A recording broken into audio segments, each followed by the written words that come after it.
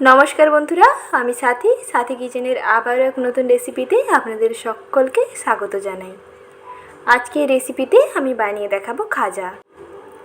खाजा होबे एकेबारे मुचमुचे एबं खूबई नरम। अनेक समय हय खाजागुलो शक्त लागे, खेते भालो लागे ना।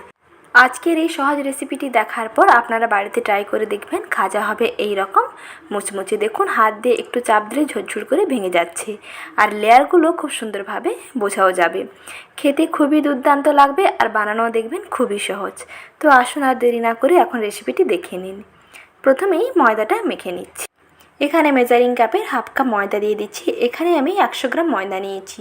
সেই ক্ষেত্রে একটি চা চামচে 3 ভাগের 1 ভাগ লবণ দিয়ে দিলাম আর দিয়ে দিচ্ছি 2 টেবিল চামচ রিফাইন্ড অয়েল।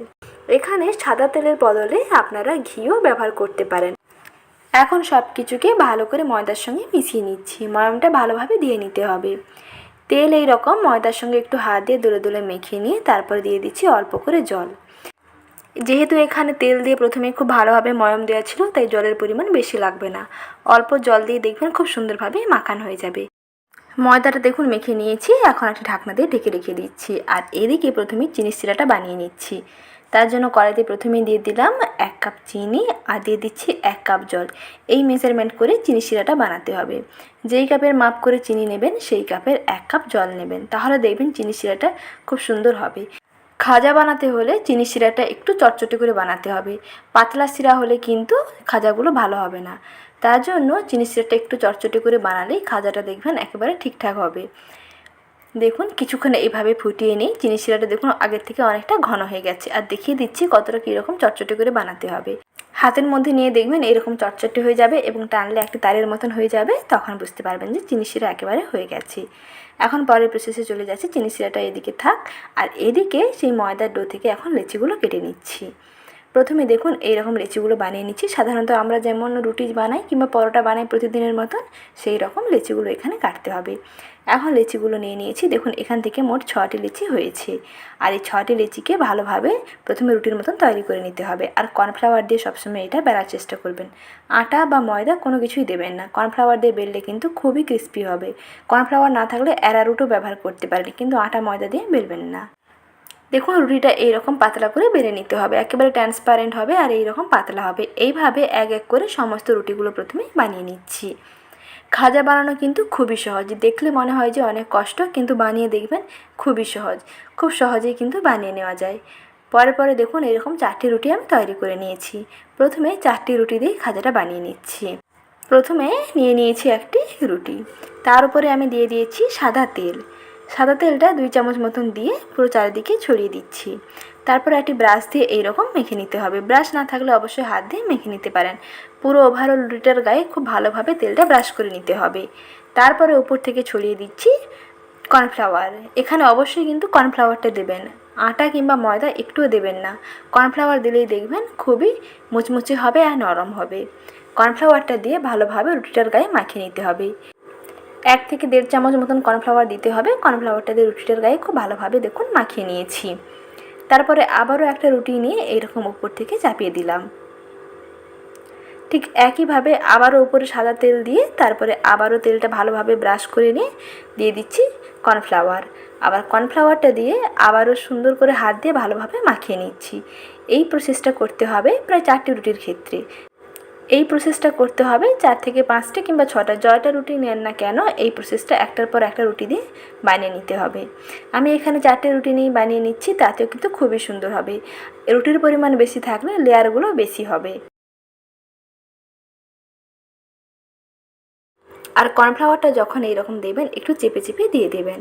দেখুন কর্নফ্লাওয়ার দিয়ে খুব সুন্দরভাবে মাখিয়ে নিয়েছি। এখন এক সাইড থেকে এইরকম একটু চেপে চেপে ভাঁজটা করে নিচ্ছি। এরকম রাউন্ড শেপে একটু চেপে চেপে গোল পাকিয়ে নিচ্ছি।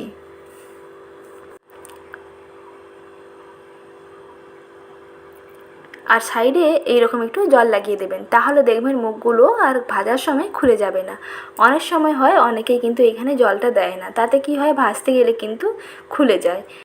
তাই বন্ধুরা চেষ্টা করবেন সবসময় এখানে জলটা দিয়ে মুখটা আটকে নেওয়ার। তারপরে হাত দিয়ে চেপে চেপে দেখুন একটু লম্বা করে শেপ দিয়ে দিয়েছি। তারপরে একটা ছুরি দিয়ে 1 ইঞ্চি মতন করে কেটে নিতে হবে।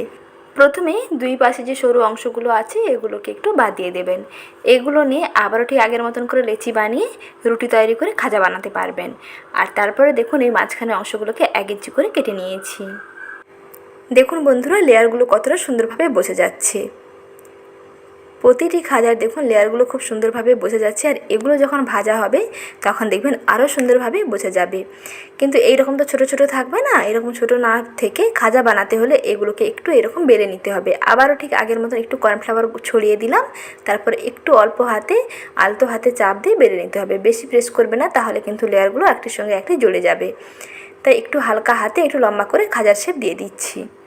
দেখে মনে হচ্ছে যে এগুলো তো একেবারে চ্যাপ্টা হয়ে যাচ্ছে, এগুলো থেকে কি করে লেয়ারগুলো খুলবে হবে বন্ধুরা, যখন ভাজবেন তখন বুঝতে পারবেন।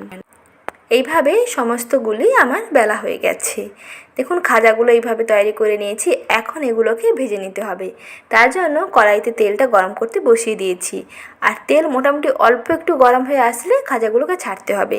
তেলে দেওয়ার পরে দেখবেন এগুলো প্রথমে তেলের মধ্যে ডুবে যাবে, তারপরে নিজে থেকে হয়ে তেলের উপরে ভেসে আসবে। ততক্ষণ পর্যন্ত অপেক্ষা করতে হবে। তাই গ্যাসের আঁচটা একেবারে কমিয়ে তেলটা মোটামুটি একটু উষ্ণ গরম হয়ে আসলে খাজাগুলোকে দিয়ে দেবেন।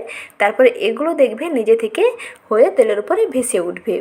আর তারপরে এরকম গরম তেল দিয়ে ওপর থেকে এরকম ছড়াতে থাকবেন।